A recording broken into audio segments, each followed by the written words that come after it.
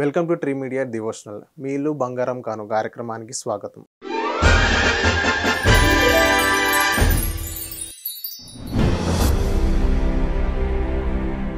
ప్రస్తుతం అంతా ఉన్నారు వాస్తు శాస్త్ర నిపుణులు నర్రా రామకృష్ణ గారు. నమస్తే సార్. నమస్తే సార్, ఈ రోజుల్లో చాలామంది బిజినెసెస్ చేస్తున్నారు. వాళ్ళు చాలామందికి లాభాలు వస్తున్నాయి, అలాగే నష్టాలు కూడా వస్తున్నాయి.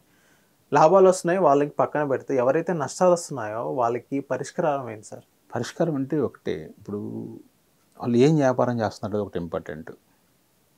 వాస్తుశాస్త్రాన్ని మనం 100% పాటించాలి బిజినెస్ చేసేవాళ్ళు. దానికి తోడు అసలు వాళ్ళు ఏం వ్యాపారం చేస్తున్నారనేది వాళ్ళకి ఇంపార్టెంట్ తెలియాలి. మన మార్కెట్లో ఎలాంటి వ్యాపారం చేస్తున్నాం, ఎంతమంది కాంపిటీషన్ ఉన్నారు, దీనికి మనం ఏ రకమైన ప్లాన్స్ వేసుకుంటే ఇంకా మనం ముందుకు వెళ్తాం. అంటే ప్రతి ఒక్కటి కాంపిటీషన్. ఈరోజు కాంపిటీషన్ లేని బిజినెస్ ఒక్కటి ఉండదు.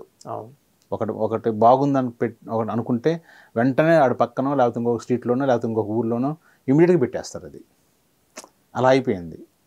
కానీ దాని మీద ఒక అవగాహన అనేది అవసరం. ఒక హోటల్ పెట్టారు, ఎవరో ఒకరు బాగున్నారని చెప్పేసి అదే హోటల్ నేను కూడా పెట్టాలని చెప్పేసి తీసుకొచ్చి పెడితే, కొన్ని బిజినెస్లు ఎలా ఉంటాయంటే పెట్టిన డబ్బులు ఎక్కడికి వస్తాయి. సపోజ్ ఒక బట్టల షాప్ పెట్టారనుకుందాం. పెట్టినప్పుడు ఆ బట్టల షాపులోనే ఎవరు రాలేదు, ఈ బట్టలు కొన్న రేటుకైనా అమ్ముకొని బయటకు వెళ్ళిపోవచ్చు. ఒక మెడికల్ షాప్ పెట్టారు, సాగకపోతే ఇంకొక మెడికల్ షాప్కి అమ్మేయచ్చు. ఒక హోటల్, ఒక రెస్టారెంట్ పెట్టినప్పుడు దాంట్లో తిరిగి రానివి చాలా ఉంటాయి మనకి.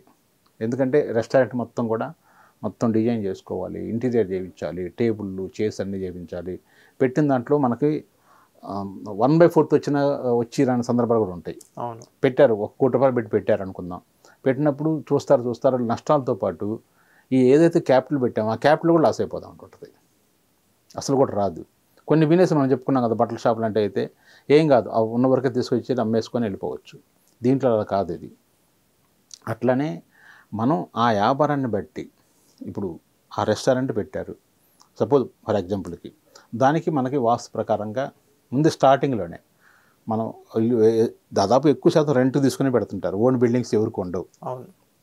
ఆ పెట్టేటప్పుడే, కొత్త బిజినెస్ పెట్టేటప్పుడే చూపించుకొని ఒక వాస్తు ప్రకారంగా మన బిజినెస్ ప్రకారంగా ఏం చేయాలి, ఏది ఎక్కడ ఉండాలి, ఏది ఎక్కడ ఉంటే మనకు బాగా వచ్చిపోతూ ఉంటారు, కస్టమర్లు ఎక్కువ వస్తుంటుంటారు, ప్లస్ మనకు కమాండింగ్ బాగుంటుందా, మనకు వచ్చే వర్కర్స్ వాళ్ళు కూడా బాగుండాలి అందులో, ఇవన్నీ చూసుకోవాలి. అట్లా చేసే బిజినెస్ని బట్టి, లేదా ఆల్రెడీ ఇప్పటికే మనం పెట్టున్నారు ఎవరైనా లాస్లు వస్తూ ఉన్నాయి, ఏం చేయాలి అర్థం కావట్లేదు, దివాలా తీసే పరిస్థితి. ఇక్కడి నుంచైనా మనం బాగుపడాలి, మనం లాభాల్లోకి రావాలనుకున్నప్పుడు మంచి వాస్తుశాస్త్రవేత్తని సంప్రదించాలి. చిన్న లోపాలు ఏమైనా ఉంటే, అంటే కొన్ని ఎందుకంటే అది రెంట్కి తీసుకునేది కాబట్టి పెద్ద మార్పు ఉంటే మనం చేయలేదు. చిన్న ఏదన్నా చేసుకోగలిగే ఉంటే చేసుకోవచ్చు. లేదా ఇంకా రెమెడీస్ మనకు సంబంధం లేకుండా, ఎలాంటి కన్స్ట్రక్షన్ పగలగొట్టకుండా, ఎలాంటి ఏ రూపాయి పెట్టకుండా, దీనికి సంబంధించి కొన్ని ఆకర్షణ యంత్రాలు ఉంటాయి. కొన్ని ఏదైతే ఉన్నారో మనకి వాస్తు రెమెడీస్ చేయకుండా, వాటి ద్వారా మనం తాత్కాలికంగా మనం ఒక రకమైన లాభాల్లోకి వచ్చి మన సొంతంగా స్థలమో లేదా బిల్డింగ్ కొనుక్కొని మన దానికి వెళ్ళిపోయే వరకు కూడా తాత్కాలికంగా మనం కొన్ని రెమెడీస్ చేసుకొని బయటపడగలిగితే హ్యాపీ. లేకపోతే చాలామంది తెలియక ఏం చేస్తారంటే ఈ వాస్తు లేదు అంటే వాడు టైం బాగాలేనప్పుడు ఎలా ఉంటుందంటే వాస్తు లేదు ఏం లేదులే, వాస్తుంటే డెవలప్ అవుతుంది అని చెప్పేసి వాళ్ళ ఏదో ఒక హేతువాద భావంతో ఉండటం, వాళ్ళు నష్టపోవడం అలా జరుగుతూ ఉంటుంది. కాబట్టి ఎక్కడైతే బాగా ఇబ్బంది పడుతున్నారో, బాగా లాస్ వస్తున్నాయో అలాంటి వాళ్ళు వాస్తు శాస్త్రవేత్తను చూపించుకోవాలి. వాస్తు చూపించుకొని దాని ద్వారా మీ యొక్క ఆదాయ మార్గాన్ని పెంచుకోవాలి, నష్ట నివారణ చేసుకోవాలి. పోతే మీ యొక్క